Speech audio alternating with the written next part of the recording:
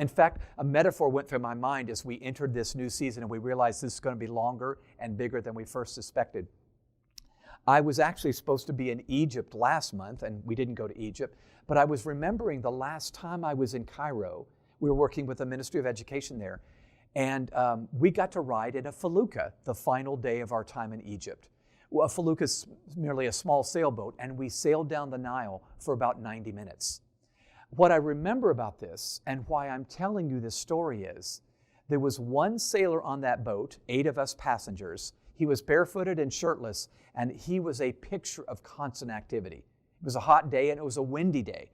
So he's pulling on ropes and pushing sails off to the side, twisting poles. He didn't stop moving the entire 90 minutes to make sure that sailboat got to our destination.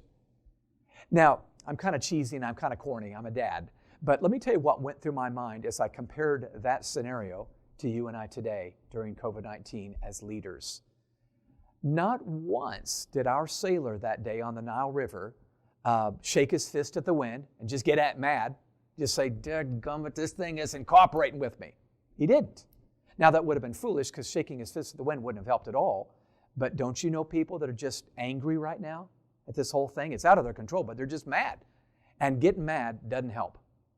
Nor did I see that sailor just sit down with us and say, "You know what, winds are not cooperating, so sorry, it's just not going to happen today," and give up. He didn't. Now, that would have been useless too, because we would have been wandering down the Nile River, not sailing. But again, I think I know adults, even in education, and certainly parents that have almost thrown up their arms and said, "I don't think this is working." What our sailor did, you know darn well, is he adjusted the sails.